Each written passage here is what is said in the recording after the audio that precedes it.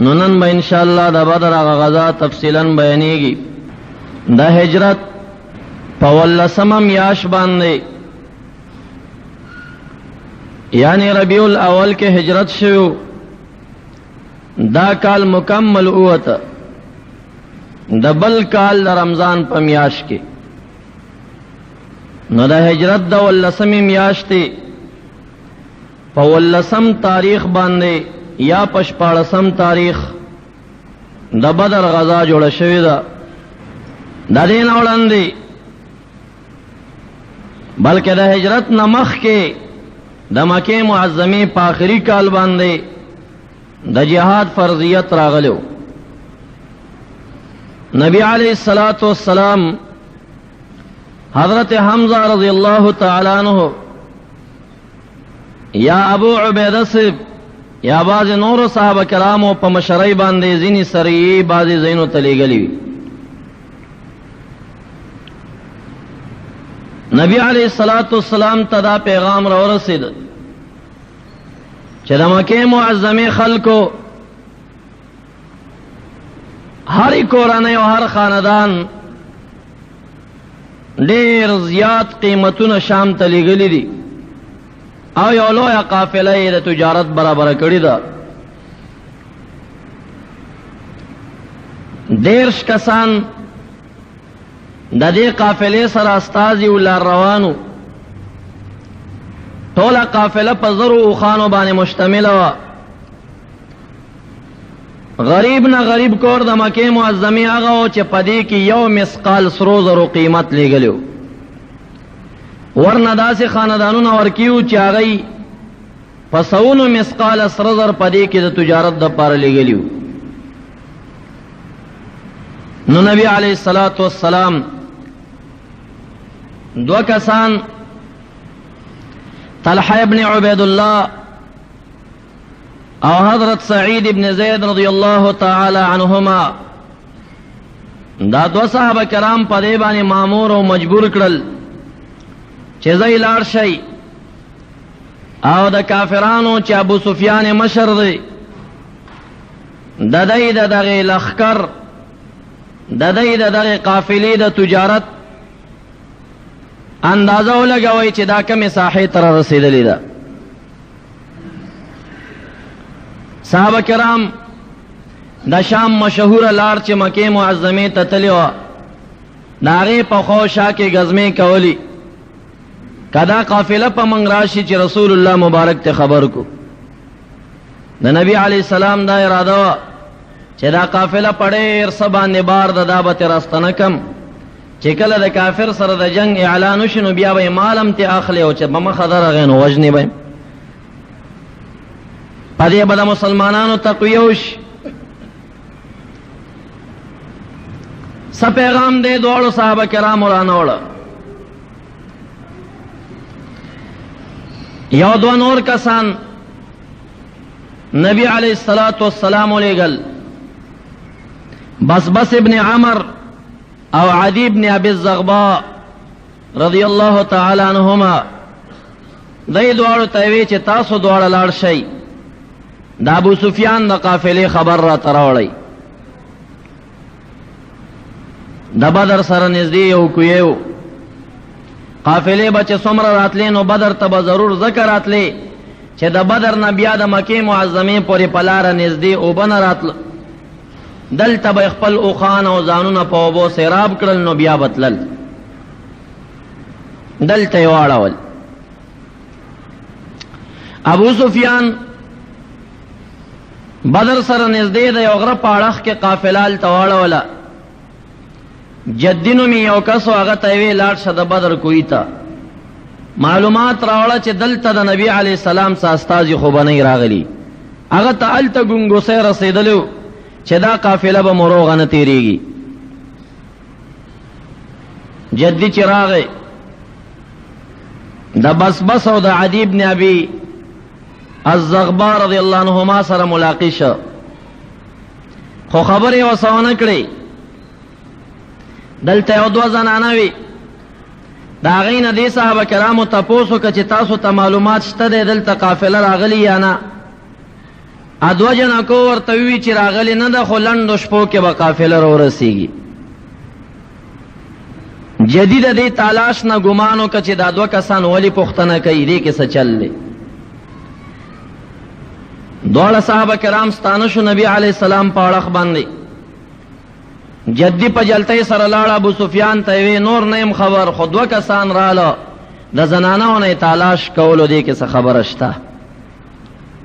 ابو سفیان ډېر خيارو قافله دغه په اړه کې الته چوکړه راغې وې دې دواړو کسانو خپل او خان کمزې کې سملولیو وې دغه ځای کې الته او پچ پرتا وا دوخ اپچ راواخسته چې ماته کړه پای کې دنه د کجوري زړیو ازړې چې وکړو والله العظیم دا د یثرب کجوره ده.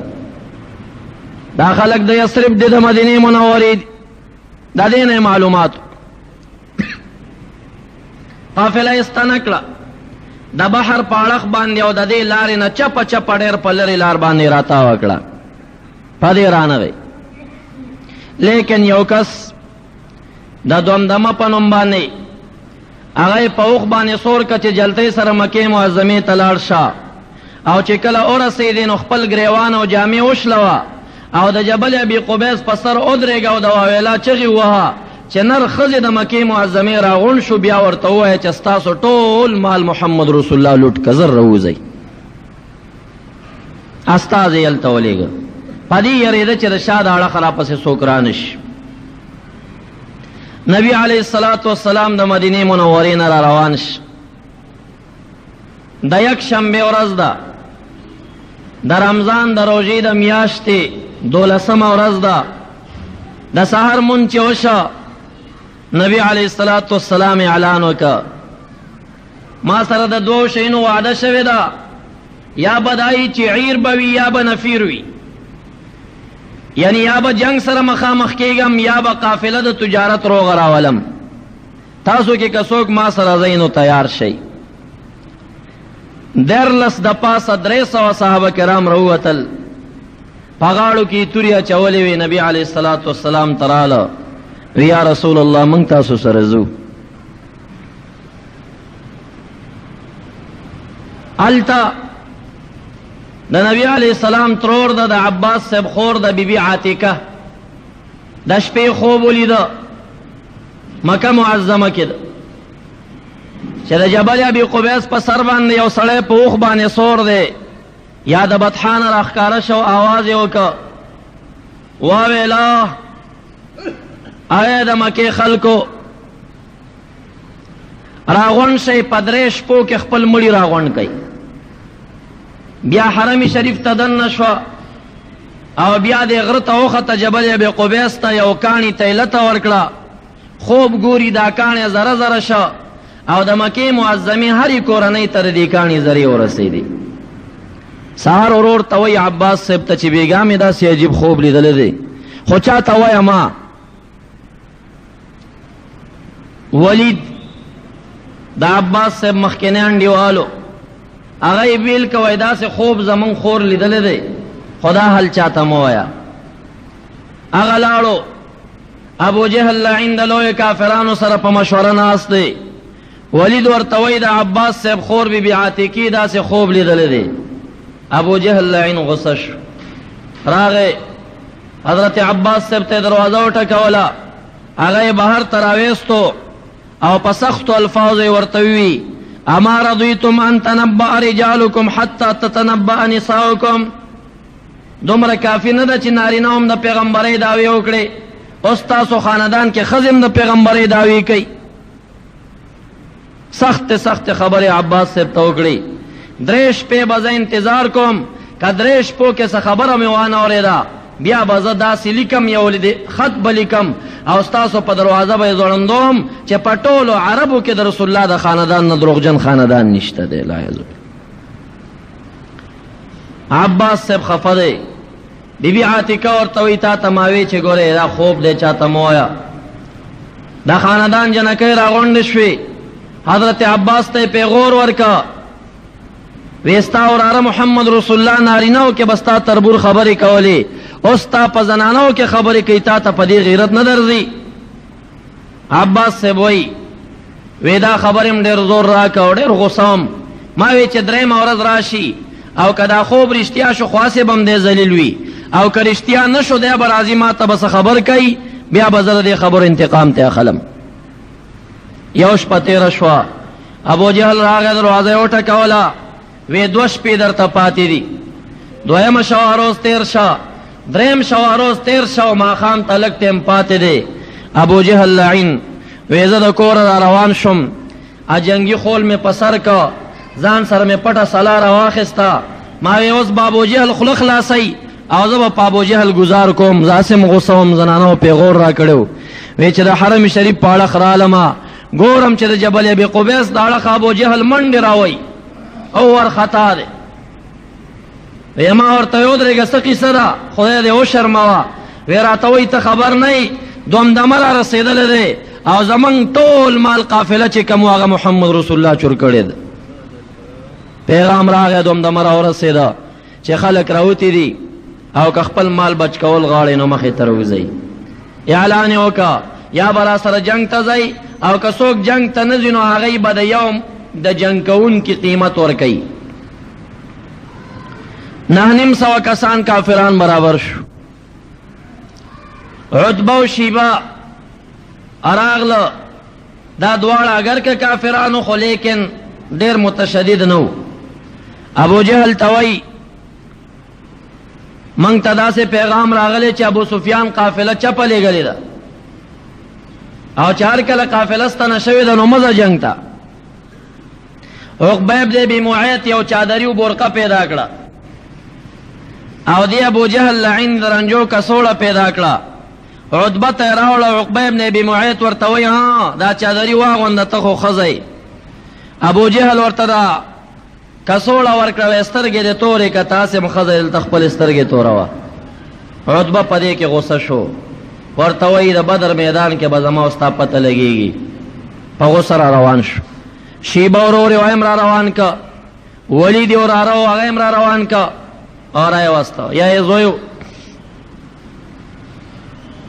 عتبه ورته وایي په لاره کې د سراقه په کلي موږ تېرېږو، د هغه سره زمونږ دشمني تېره شوې ده، د هغې به څه چل کېږي.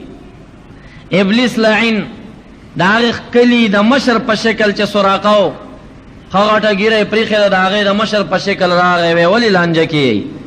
وی ستاسو نه یریږو، اوس که بدر ته ځو لاره مو په تاسې ده، تاسو نه یره لرو چې د زاړه مړي انتقام را نه وانخلئ. وی راځئ زه ستاسو د هغې قوم مشر یم، زما په کلي کې به تاسو ته څوک غږ هم نه کوي. د لاس نه یې ابو جهل لعین ونیو، ځان سره یې روان که. دا لعین تر هغه ځای روانو، ښه د بدر میدان ته ورسول او چې کله جبریل علیه السلام سره د فرشتو راکوز شو نو ده خو ولیده که نه، ده چې دا حال ولیده. و انی ارا ما لا ترونه، قرآن لسمه سفاره کې د دې وضاحت کوي. وَإِذْ زَيَّنَ لَهُمُ الشَّيْطَانُ أَعْمَالَهُمْ، هغه وخت یاد کوي چې ښایسته که مشرکانو ته شیطان عملونه د دی، شیطان ورته وایي ډېر ښه کار کې لګیا یې راوځئ. وقال لا غالب لكم اليوم من الناس، او شیطان وعده ورسه وکړه چې په تاسو باندې نن ورځ د خلکو نه څوک هم غالب کېدی نشي. وإني جار لكم، یقینا زه ستاسو امدادي او ملګری یم، راځئ. فلما ترات الفئتان نکس علی عقبیه، هر کله چې دواړو ډلو یو بل سره ولیدل، ابو سفیان ډلې او د ابو جهل ډلې او د نبي علیه السلام ډلې خپلو کې یو بل ملاقات شو. نکس علی عقبیه، په پوندو شیطان رستو شو، تښتېده او مخې راوهړو. انی بریء منکم انی ارى ما لا ترون، اے مشرکانو د تاسو نه بیزار یم، ما ته یو څه په نظر راځي چې تاسو یې ګورئ نه. فرشتې ولیدې، تاسو ته فرشتې نه ښکاري، فرشتې نازلې شوي دي. ایسې سراقه چې د کافر په شکل ورته راغلی، ابلیس ترې لاړه او دی دومره لرې وتښتېده حتی که چې ساحل د بحر ته ورسېده. او چې بحر ته ورسېده رستو یو کس ایمان راوړی دی، وی زه د بحر په غاړه ولاړم چې سراقه راغی، دا لاسونه یې داسې اوږده کړه او چغې ووالې چې خدایه تا چې سواده کړي و همغه دې وکړنو داسې چغې د خولې نه ختې وی لږ رستو مې چې وکتل بیا نه ښکارېده وی ما وی دا خو سراقه نه دی دا خو څوک پیری دی رستو مې د رسول الله مبارک نه واورېدل چې دا ابلیس لعین د سراقه په شکل دلته راغلی او تښتېده انی اخاف الله وی زه د خدای نه یریږم دی میدان ته راورسول نبی علیه الصلاة والسلام د هغې اړخه را روان دی دواړو استازو ورته خبره داسې وکړه چې داسې یو کس راغی خو غالب ګمان زمونږ دا و چې دا د ابو سفیان د ډلې د لښکر څوک و نبی علیه السلام ته دا پیغام ورسېده چې قافله ستنه شوې ده خو یو ځل به بدر ته حاضري کوو صحابه کرام ورسره دي روان دي یو مقام ته ورسېدل پاره کې یو باندې چې دی اوخه د مخ لاس نه نیولې ده پړې لاس کې نیولې ده اوخه را روانه ده دی ورته وایي قافله چرته ده وی دا چا قافله وی د ابو سفیان وی تاسو څوک یې وی موږ د محمد رسول الله صلی الله علیه وسلم مرګري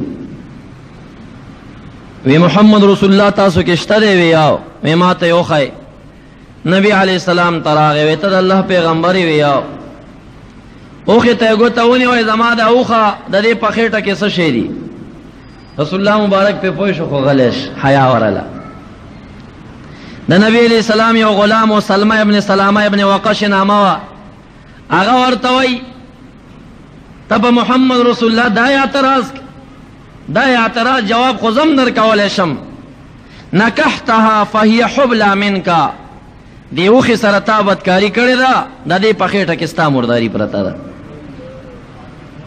دی وی صحابه کرام په سن پوي انبیا په سن پوي رسول الله مبارک ته حیا ور لګاګیونه ک خود رسول الله یو غلام جواب ورکوي ویتا او ثبتکاری کړی دا غې نه سپراته نبی علیہ السلام پر خفش صحابي مبارک ته وی افحشت الرجل ډېر بد کنزل دی ورته وکړه د صحابي مبارک نه مخ واړوي نه ما چورته جواب نه ورکو تا ولي ورکو نبی علیہ الصلوۃ والسلام مبارک را روان دی میدان ته چرور رسیدل تاسو یو ک کافران کم زیدي پیغام اور تراغه چې د غونډې پاغه اړه کړي خو رسول الله مبارک په داسې یو میدان واړول چې هغه او چکلکا مټینه خټاوه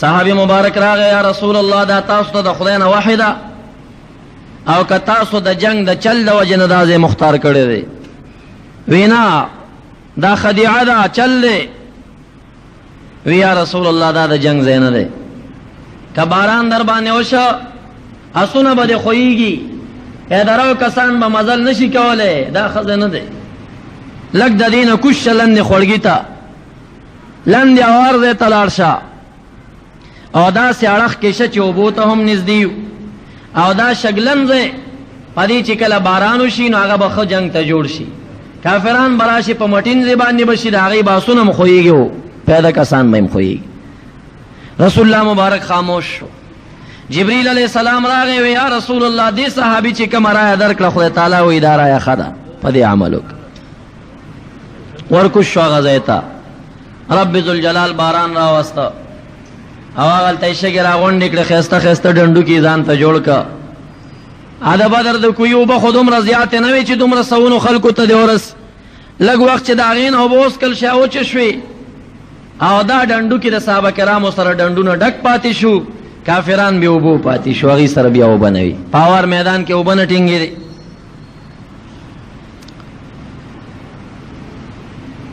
نبی علیہ الصلوۃ والسلام چې کافرانو لخر ولید صحابه کرامو سره مخکنه د مدینه منوره دا فیصله کړو چې تاسو باندې چا حمله کوله او پمای کوله زمانہ به دفاع کوي اوس خو رسول الله مبارک بهر ته استلی دي نو نبی علیہ السلام تقریر شروع کا په تقریر کې صحابه کرامو ته دا خبره وکړي د جهاد تلقین ورکا ابو بکر صدیق سے پاسه دا یا رسول الله منگ ستا پا ہر حالت کے اطاعت کو او چې تاسو وړاندې کېږئ موږ به وړاندې کېږو. رسول الله مبارک هغه ته سم ونه وی الله دې خیر درکې کېنه. د نبی علیہ السلام دا مقصدو چې ته خو مهاجرې، ته خو باسم زما سره ملاتړ کې زمونږ د کلي، زما مقصد د مدینې منورې په خلکو کې دی. بیا یې اعلان وکړه د جنگ تلقین یې ورکړه. عمر فاروق صاحب پاسېده وی یا رسول الله موږ هر وخت کې ستانه مخکې رستو قربانۍ ته تیار یو. وی الله دې خیر درکې کېنه. په درېیم آواز سره حضرت علی رضی الله تعالی عنہ آواز ورکړه. رسول الله مبارک بیا هغه ته وی کېنه. په څلورم ځل باندې حضرت مقداد ابن الاسود رضی الله تعالی عنہ هغه راپورته شو. دا د انصاریانو یو نوجوان هلکو. یا رسول الله صلی الله علیه وسلم موږ د موسی علیہ السلام امتیان نو چې هغه کله ورته وی چې ما سره لاړ شئ زما جنگ دی، قومیانو ورته وی فاذهب انت وربک فقاتلا انا هاهنا قاعدون. ته او رب دې لاړ شئ او جنګېږئ موږ به دلته ناست یو. نه موږ ستا امتیان یو، موږ به نقاتل امامک وخلفک ویمینک وشمالک. ستا مخې ته ستا شاته ستا ښی اړخ او ستا چپ اړخ به موږ جنګېږو، موږ ستا امتیان یو. صحابه کرام وایي رسول الله مبارک دومره خوشحال شو چې موږ یې مخ ته وکتل داسې سور وپړقېده د خوشحالۍ نه. د انصارو صحابه کرام وایي زمونږ هر یو په زړه کې دا تمنا راله چې کاش دا جواب رسول الله ته ما ورکړی وی چې نن محمد رسول الله زمانه ډېر خوشحال شوی وی. نبی علیه الصلاة والسلام شپه د منځو شو. د شپې نه صفونه تیار کړو. سهار کې چې کافران یو دم راښکاره کېږي چې زمونږ صفونه برابري. 314 صحابه کرام دي، 900 کافران دي. هغې بدبختو سره ټول زغره 200 زغرې ورسره دي او مسلمانان چې کوم دي څوک 7 یادوي، څوک 11، څوک 2 یادوي. دا زغرې دي. د هغې سره 100 اسونه یو روایت کې راځي بلکې 200 او صحابه کرامو سره 2 اسونه دي او د کافرانو سره 900 اوښان دي. او صحابه کرام چې دي د دې سره بعض روایاتو کې خود راځي او په بعضو کې 80 اوښان راځي چې دې سره 80 اوښان دي. خو په هر لحاظ سره صحابه کرام تورونه کمزوري دي، د سلانه کمزوري دي، یو ناڅاپي د کافرانو سره مخامخ شوي دي. صفونه برابر کړو. 3 جنډې نبی علیه الصلاة والسلام جوړې کړې. د دې نه مخکې لا جنډې نه وې تړل شوې د جهادونو. اوله جنډۍ د مهاجرین یې بیل کړه، یو صف ورنه جوړ کړه چې ما سره د مکې معظمې کم مهاجر راغلي دي. د هغې جنډۍ حضرت مصعب ابن عمیر رضی الله تعالی عنہ تلاس کې ورکړه. وی هغه جنډه به تا سره وي. دویمه جنډه د مدینې منورې خلک 2 قومو، اوسیان او خزرجیان. د خزرج د قوم جنډۍ حباب ابن المنذر رضی الله تعالی عنہ تلاس کې ورکړه. د اوسیانو جنډۍ حضرت سعد ابن معاذ رضی الله تعالی عنہ تلاس کې ورکړه. 3 صفونه برابر کړه. او نبی علیه الصلاة والسلام مبارک چې کله صفونه برابرول په دې صفونو کې 3 کسانو چې دا مبارکان لږ کاږه ولاړو. 3 واړه نبی علیه الصلاة والسلام سره یو غشو او څوک وایي چې امسا وه، په دې امسا باندې داسې ووهل. دا 2 صحابه کرام خاموش شو، غلی شو، هېڅ هم ونه وی. دا یو ورته په هغه میدان کې وایي یا رسول الله اوجعتني، زه خو ډېر خو کړم.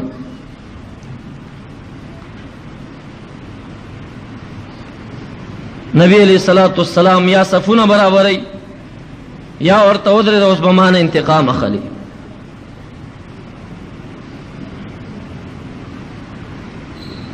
هغه ورته وایي یا رسول الله ستا په وجود خو قمیص دی، زه خو بربن یم. نبی علیہ الصلاة والسلام لمن راوچته کړه. دې خوا تا خوا کافران ولاړ دي، دې ته مسلمانان صفونه تیاروي. دې صحابي مبارک نامه چې وه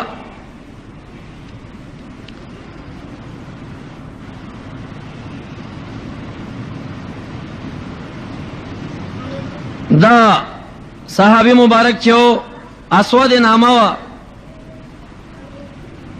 سواد ابن زید ناموا در منډه کړو د نبی علیہ الصلوۃ والسلام شاته مهر نبوت چې د دواړو اوږو په منځ کې لګېدلو هغه شونډې کې خو یې ښکلې کړه.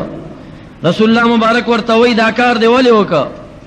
وی یا رسول الله تاسو ته پته ده چې زه په څه حال کې یم، اوس لږ مخکې مرګ را روان دی. ما وی چې زما دا وجود یو ځل ستا د وجود سره ولګېږي، که الله ستا د وجود په برکت ما ته مغفرت نصیبه کړي. او دا دو صحابه کرام چې حضرت زید او حضرت عکاشہ رضی الله تعالی عنہما دې دواړو مبارکانو دا خبره زړه کې وساتله. کله چې رسول الله مبارک وفات کیږي او د هغې نه مخکې جماعت ته ووته، اعلان یې وکړه چې چا په ما باندې څه حق ما نه انتقام واخلی. هغه ځای کې حضرت عکاشہ رضی الله عنه راغی، یا رسول الله د بدر میدان کې زه په امسا وهلی اوس به زه انتقام اخلم. نو عکاشہ صاحب او څوک وایي زید صاحب بیا په هغه ځای کې خپل انتقام څه بلکې د نبی علیہ الصلوۃ والسلام هغه مهر نبوت ښکل او نبی علیہ السلام د عکاشہ په شان کې وفرمایل څوک چې د جنتی تندي ته ګوري هغه د نن د حضرت عکاشہ تندي ته وګوري. یو هسې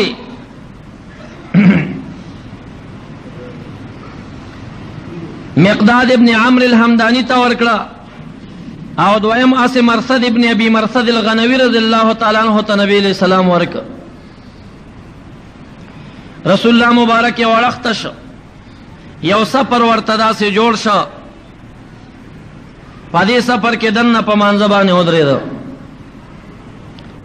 د سفر په دروازه کې یو اړخ ته ابوبکر صدیق رضی الله عنه پیردار شو او په بل اړخ باندې حضرت سعد رضی الله تعالی عنہ پیردار شو. رسول الله مبارک 2 رکعاته منځ وکړه، پس د هغې نه لاسونه اوږده کړه. صدیق اکبر رضی الله عنه فرمایي دومره لاسونه وغځول چې د نبی علیه السلام د تخرګونو سپینوالی ما ولیده.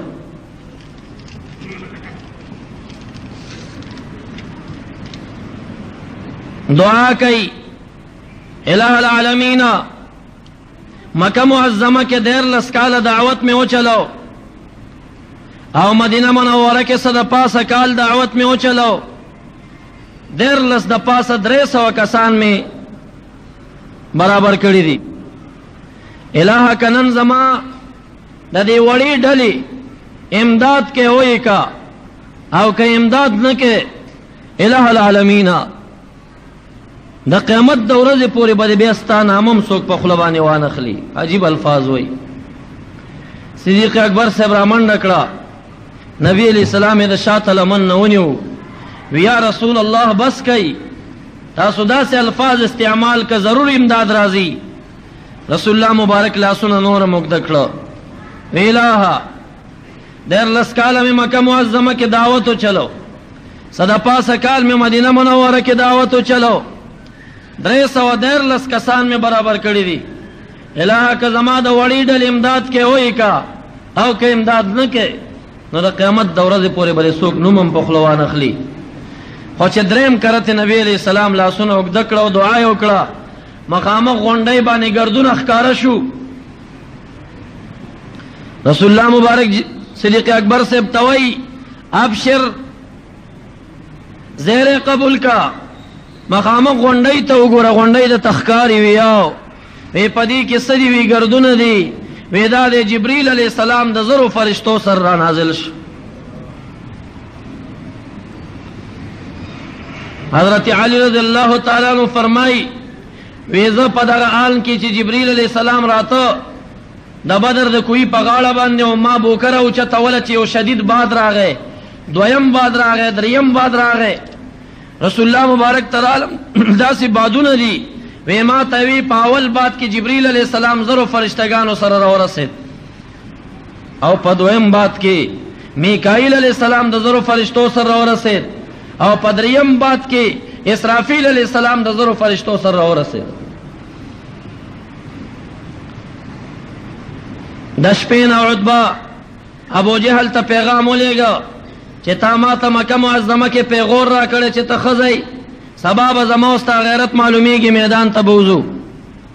دا ټولو نه اول عتبہ راغی، ورور شیبه ورسره دی او وراره یا زوی ولید ورسره دی.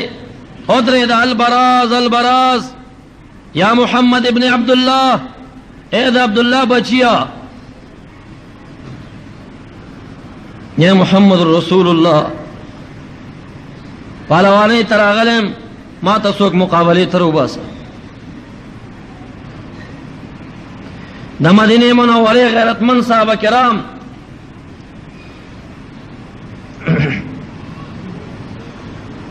دا ټولو نه اول مقابلې ته وځي. حضرت معاذ رضی اللہ عنہ، معاوض رضی اللہ عنہ، عبداللہ ابن رواحہ درې واړه راووتل، تورې غاړو ته اچولې دي. یا رسول الله اجازت وکړئ د دې درې واړو کسانو مقابلې ته موږ وځو، موږ د یوې کورنۍ یو. رسول الله مبارک چې ورته وکتل وی تاسو لږ غلي شئ. عتبه आवाज وکړ تاسو څوک یئ؟ وی موږ د مدینې منورې انصار یو. وی تاسو زموږ سیل نه یئ، موږ ته به د محمد رسول الله د خاندان خلق روزي. نبی علیہ السلام پاسېده، قم یا حمزه، قم یا علی، قم یا عبید ابن الحارث. خپل تر حضرت حمزه ته आवाज وکړه، اے حمزه رضی اللہ عنہ پاسېږه. تر زوی حضرت علی صاحب ته आवाज وکړه پاسېږه، او عبید ابن الحارث ته आवाज وکړه چې پاسېږه. درې واړه د خپل خاندان کسان راووتل، پسر باندې جنگي خولونه و. عتبه ونه پیژنده، وی د اثر نم ټوپیګانې لږ لرې کوي چې موږ مو پیژنو چې تاسو څوک یئ. حضرت حمزه ورته وی انا حمزه ابن عبدالمطلب، زه د عبدالمطلب زوی حمزه یم، د محمد رسول الله تره یم. حضرت علی صاحب ورته وی زه د ابو طالب صاحب زوی یم، حضرت علی یم. عبیده بن الحارث ورته وی زه عبیده یم. ویاو ډېر ښکلی سیل اوس راووته. همغه وه چې عتبه او حمزه سره په مقابله شو، شیبه او عبیده ابن الحارث په مقابله شو، ولید نوجوان او حضرت علی صاحب هم تازه ځوان، دا دواړه په مقابله شو. د لږ ساعت جنگ نه رستو حضرت حمزه په عتبه باندې کامیاب شه، مردار یې که. حضرت علی صاحب په ولید باندې کامیاب شه، مردار یې که. او شیبه چې په عبیده باندې راغی، حضرت عبیده یې په دې پونډۍ باندې ووهه، پونډۍ یې زخمي شوه. حضرت حمزه صاحب او حضرت علی صاحب را فارغ شو، دواړه رااله او شیبه یې په شریکه مردار که. درې واړه کسان مردار شو. د دې نه وروسته شدید جنگ شروع کېږي، جنکۍ ورکې تمبل وهي، خپلو مړونو ته پیغورونه ورکوي. جنگ شروع دی، لیکن فرشتگان په امداد کې راغلي دي. ډېر کسان چې د صحابه کرامو سره مخامخ کېږي نو خپل سټې په توره ووال شي، اخوا پرېوځي. حتی کې یو کس رستو بندیانو کې راوستی شوی دی. نبی علیہ السلام آواز وکړه چې دا چا بندي کړی دی، دی چا تړلی دی؟ ټول صحابه کرام غلي دي. دی راوسته وایي ته چا وتړلی؟ وی یو سړی راغی، زه یې وتړلم، ما پېژندو نه. نبی علیہ السلام دا یو فرشته راغلی ده، فرشتې تړلی دی. عکاشہ رضی اللہ تعالی عنہ مبارک لاس کی توره ماته شوه. وی یا رسول الله توره را سره نشته دی. نبی علیہ السلام یو د کجوري ډکه ورکه وې دا واخله ستا لاس کې به د توري کار کوي. هغه وی ما چې لاس کې ونیوه د شام او د یمن د تورو په شان سټونه به قلمول. دا د رسول الله مبارک معجزه وه. جنگ شروع شه، خو صحابه کرام دومره په غیرت راغلیو چې 313 کسانو د فرشتو په امداد باندې 950 کسانو کې 80 کسان مردار کړه. 80 یا ابن امام واقدی وی 50 کسان بندیان ته راوسته او یې تړل، او نور کسان په شکست او په تیښته باندې لاړه. عبدالرحمن ابن عوف فرمائی وی زه ولاړم، ما ته یو دوه ماشومان راله، څوک معاذ او معاوض ابن عفرا یادوي، او بعضې تاریخونه وایي چې نه معاذ او معاوض په دې وخت کې د غټ عمر خاوندان دي. دا دوه نور ماشومانو راتوی عبدالرحمن ابو جهل کم یو دی؟ وی ما ورتوی چې په ابو جهل سکه؟ وی مونږ ته مور ویلی دي چې ابو جهل یو سړی دی او مکه معظمه کې محمد رسول الله ته ډېر کنزل کړي دي، زه لاړ شئ یا ځانونه قربان کوي یا ابو جهل مردار کوي. منګ راغلی او منګ ابو جهل نه پریدو. هغه ورته وایي ماشومان یې ځئ، هغه سره پیرداران دي. وی منګ تر هغې نه ځو تر څو چې خپله یا شهیدان نه یا مو ابو جهل مردار کړی نه وی ما ورته په اشاره وښوده چې پاس سور دی، دقه ابو جهل دی. عبدالرحمن ابن عوف فرمایي زه بل اړخ ته لاړم چې مخ مې راواړو چې کتل مې واړه ماشومان د بازانو په شکل حمله ویوړه او ابو جهل لعین باندې ګزارونه وکړ چې ما کتل ابو جهل لاندې داس نه راګزار شي. اکرمه ابن ابي جهل راغی په دې یو ماشوم یې ګزار وکړه، د ماشوم مټو لګېد، هډوکی مات شه، پوټکی پاتې شه، د قدم د لندې کېښود، رایخ کلاس یې لرې وغورځو او په چپ لاس باندې بیا د هغې مقابله یې شروع کړه. خو بالاخره کافرانو تښتېدل او یا کسان پکې مردار شل، پنځه اویا یا اویا بندیانو نیول شو. امیه ابن خلف د هغه لعینو چې کم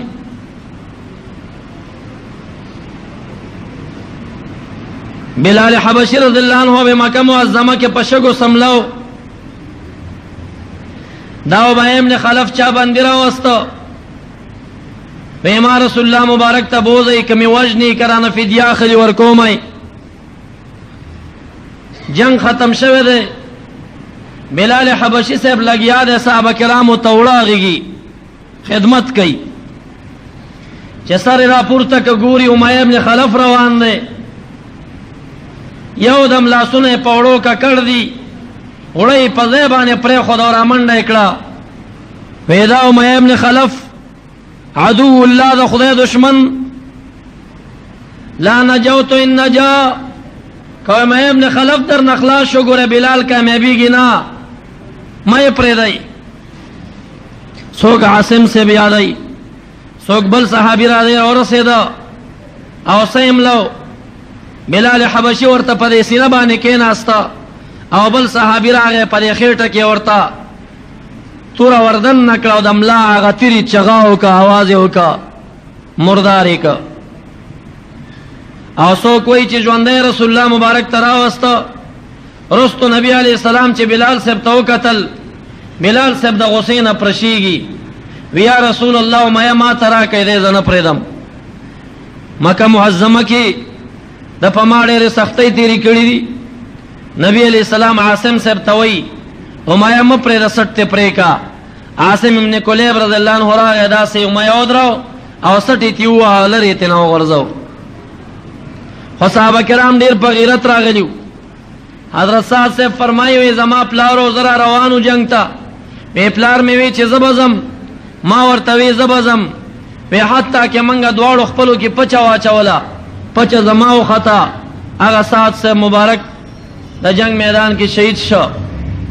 حارثه ابن سراقه یو بل صحابي دی، پلار یې وفات شوی دی، د یو کونډې بچی دی، یتیم دی، چې رسول الله مبارک مدینه منوره کې اعلان وکړ چې زه بدر ته ځم، ما سره څوک ځي؟ دی راغی مور ته وایي مور یې ما ته اجازت وکړه زه محمد رسول الله سره جهاد ته ځم. مور یې په ژړا شوه، ای ما ته ته ډېر ګران یې، اوس ته ما پرېږدي او ما نه روانېږي. هغه ورته په خپو کې سملاسته، زارۍ ورته شروع کړې، ډېر زیات عذر یې ورته وکړه چې خیر نن مې پرېږده. مور ور باندې رحم راغی، وی بچیه لاړ شه، خو که ژوندی پاتې وي زر به ما ته راځې، ستا فراق زه نشم برداشت کولی. اتفاقي د بدر نه اوبه راوباسي، صحابه کرامو غشي ویشتل، په خطایي کې یو د صحابي نه ولګېده، مبارک شهید شو. څوارلس صحابه کرام په بدر کې شهیدان شوي دي، یو پکې دی شهید شو. کله چې صحابه کرام مدینې منورې ته را روان دي، یو کس چې راځي، مور یې کونډه ده، د بچي په غم کې بهر ته راوتلې ده، مدینې منورې نه د قبا پورې منډې راوالي دي، هلته ولاړه ده. او چې یو مجاهد راشي ورته وایي زما زوی حارثه ابن سراقه سره شو وی موږ نه دی لیدلی بل نه تپوس کوي حتی که پشمار 200 صحابه کرامو نه تپوس وکړه 200 صحابي ورته وایي قد قتل امر شوی دی وی شهید دی وی نه شهادت غټه خبر ده هغه د یو بل مسلمان نه لګېدلی دی یو دمې په جړه لاس پورې وین رسول الله این رسول الله محمد رسول الله چرته دی هغه ورته وی دا دی رستو را روان دی زنانه منډې کړې محمد رسول الله ته ورله ورته وی رسول الله صلی الله علیه وسلم زر زر راته ووایه که زوی مې شهیدي خو نه ژاړم او که زوی مې شهید نه وي نو زه به خدای ته وښیم چې په ځان څه نخرې کوم مقصد یې دا و زه به ګریوان شلوم زه به ژاړم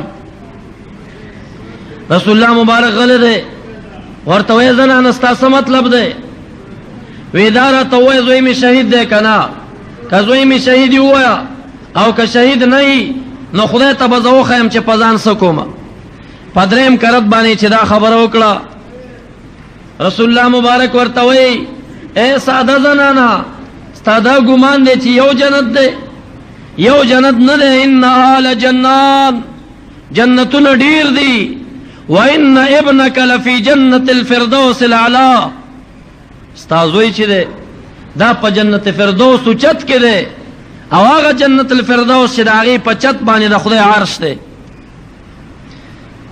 صحابي مبارک راوي وایي وی د دې زنانه غیرت ته حیرانم وی یا دا اوښکې په دې مخ را روانې وي خو چې رسول الله مبارک ورته وی چې زوی دې جنت کې دی وی حقه اوښکې چې په دغه ځای وچې شوې دا اوښکې راونه څڅېدې وی یا رسول الله بس نور نه ژاړم چې زوی مې په جنت کې دی نبی علیه الصلاة والسلام زنانه بیا هم په زوی خفه وه یوه یې خور وه د دې صحابي د دې لور وه هغه ډېر زیات ژړل نبی علیه السلام ورته وی لږې اوبه راوړئ او داسې وکړه بیا یې په خوله کې اوبه واچولې غرغړه یې وکړه لاس یې په اوبو کې ووهه بیا یې زنانه ته وی دلته راشه اوبه یې زنانه ته په دې لور ته خوله کې واچولې او بیا ورته په سر باندې واچولې هغه زنانه فرمایي وی یا مې د زوی غم په زړه کې و یا د محمد رسول الله اوبه چې را باندې توی شوې زه داسې نه وم خبر چې زما هم کوم زوی چېرته و شهید شوی دی ډېره زیاته خوشحالي په ما باندې راغله نبی علیه الصلاة والسلام مبارک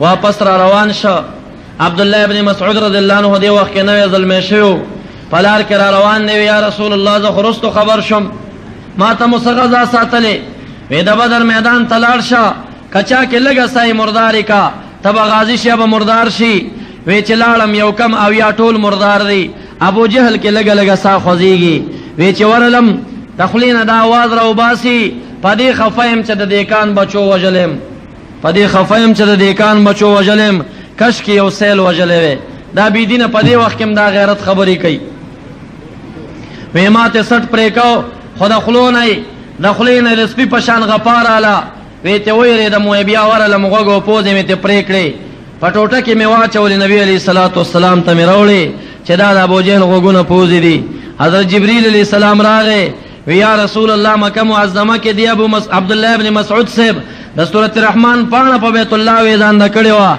ابو جهل په سپېړه والی او تاسو خفګان کوو د ژړل ما هغه وخت کې خندلي وو زما خندا په دې حال باندې وه چې دا عبدالله ابن مسعود صاحب به غټېږي او دی ابو جهل لعن نه به د هغې سپېړې په مقابله کې غوږونه او پوزې پرې کوي او یا کسان یا پنځه بندیان راوسته مدینې منورې ته او بیا په مدینه منوره کې چا فیصله وکړه چې دا خوشي کوي چا به وی چې نه فدیت واخلئ چا وی قتل کوي عمر فاروق صاحب راغی وی یا رسول الله زما پکې ترور زوی راغلی دی زه به خپل د ترور زوی مردارومه نبی علیہ السلام ته وی ستا پکې تره عباس بندي دی ته به خپل تره وژنې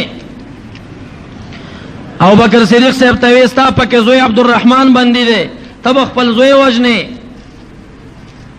رسول الله مبارک د نور صحابه کرامو رایه ومنله مشهور صحابه کرامو فدیت واخلئ مسلمانان غریب دي فدیې شروع شو ابوبکر صدیق صاحب وی زر عالم رسول الله مبارک مسجد نبوی کې ناس دی ژاړي ما ورته وی یا رسول الله بمطب کې ولې ژاړئ وی جبریل علیه السلام راغی وی زمونږ او ستاسو په فیصله رب ذوالجلال ډېر خفه دی وی که چېرته په مدینه منوره مې عذاب راوستی ستا وجې نه یې پرې نه راولم که په مدینه منوره می عذاب راوسته ټول د مدینه خلک به می هلاک کړي یو عمر فاروق به می خلاص کړي وي تاسو ولې داسې فیصله کړې ده چې فدیه تینا واخلئ هغې پورې به فدیه نه اخلئ حتی یسخن فی الارض تر دې چې په ځمکه کې ضرب پرې باسئ تاسو به دا داسې سرونه تکټ کړي چې بیا کافران مقابلې ته نه راتلې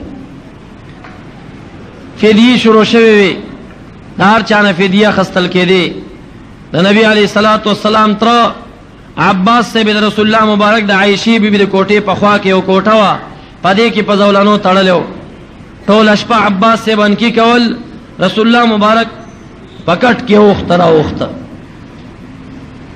بیبي عایشه ورباندې پوه شوه چې رسول الله مبارک په دې تره باندې خفه دی د تره د وجې نه په کټ کې خوب نه ورځي سهار یو بکر صدیق صاحب راوغوښت ورته وایي بیګا محمد رسول الله خوب نه دی کړی که هر څوک دی که کافر دی خو د محمد رسول الله تره دی تاسو په زولانو ډېر کلک تړلی هغه بیګا انکي کول محمد رسول الله بیګا خوب نه دی کړی ده ته لږ اساني ورکوي خوشي کوي خیر دی فدیه تې واخلئ خو زولاني ورته لږ اسانه کوي هغه یې خوشي که فدیه غوښتل کېږي عباس صاحب چې راغی وی ته څه راوړی وی یا رسول الله تاسو ته پته ده زه غریب یم رسول الله مبارک ورته وایي چې د کور نه راوتې تا خپلې بیبي ته یوه غوټه ورکړه که زه چېرته مړ شم په دې به خپل ګزران کې هغه څه شی و عباس صاحب وایي والله العظیم چې زما او د بیبي نه بل څوک په دې حال خبر نه و دی وی محمد رسول الله پس نه پوهېږي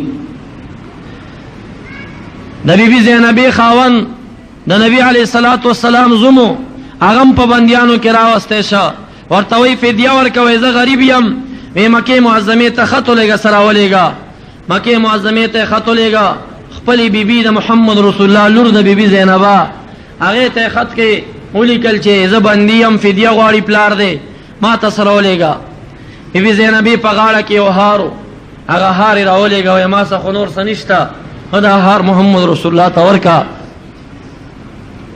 او زما خاوند پرې راخوشي کوي نبی علیہ السلام چې د فدیې دا سامانونه ته کتل په دې کې یو هار ولیده دا هار یې راواخېسته وایي ژړل وایي دا هار د چا دی وایي دا ستا لور رالېږلی د خپل خاوند په فدیه کې نبی علیہ السلام ډېر زیات وژړل چا ورته وی ولې ژاړې وایي دې هار ما ته بیبي خدیجه رضی الله عنها رایاده کړه بیبي خدیجه رضی الله عنها دا هارو کله چې بیبي زینبه ودېده دا بیبي خدیجه بیبي زینبې ته تحفه کې ورکړی او ما ته زما لور نور څه نه دی رالیږلي دي بیا صحابه کرامو فیصله وکړه چې د نبي علیه السلام د لور دا فدیه بیرته واپس کوي رسول الله مبارک خاوند ته وی تا خوشي کوم په دې شرط چې د دې لور د دې هار د وجې نه ما ته خپله لور رایاده شوه تا باندې شرط دا دی چې زما لور به یو ځل دلته راولې هغه یې بیا ورته راولېږله په لاره کافرانو ووهله د هغې تکلیف د وجې نه هغه مبارکه بیا په شهادت باندې رسېږي دا د هغه بدر مختصره واقعه وه اوله غذا وه را روانه جمعه کې به انشاءالله د هجرت دریم کال کې د احد د میدان غذا جوړېږي په دې کې اویا کافران مردار دی 14 صحابه کرام شهیدان دي د احد په میدان کې اویا صحابه کرام شهیدان کیږي او 14 کافران مرداریږي تاسې مقایسه برابره خو مسلمانانو غلبه په دې کې ده چې دوی ته 15 یا بندیان راوستي وو کافرانو ته نه یو بندي هم بولی نه و نه به انشاءالله را روانه جمعه کې بیانېږي د احد واقعه دا کوم واقعات چې بیانوم دا د دې په خاطر باندې چې نبی علیه الصلاة والسلام ګورې د امت د تعلیم دپاره هغه د میدان جنگ ته حاضري کوي صحابه کرام قربانۍ په ځان سختۍ تېروي رسول الله مبارک فرمایي د قیامته پورې به جهاد جاری جهاد ختمېږي نه نو خپل روزګارونه که کوئ دا دنیا ختمېدونکې ده په دې هر څه کې ځان سره سوچ د جهاد ساتئ مالی جانی چندې چې کله درنه غوښتل کېږي جهاد ته به ځان تیاروئ نو تاسو نه دا یو تپوس کوم په شریکه باندې که صحیح جهاد پیدا شي او صحیح قمندانان او صحیح امیران د جهاد پیدا شي نو په شریکه جواب راکئ جهاد ته تیار یې که تیار نه یې په شریکه جواب راکئ تیار یې که تیار نه یې د یو څو نارو جواب راکئ نعره تکبیر نعره تکبیر نعره تکبیر شان محمد الرسول اللہ شان صحابہ شان امام ابو حنیفہ شان امام ابو حنیفہ. واخر دعوانا الحمد للہ رب العالمین.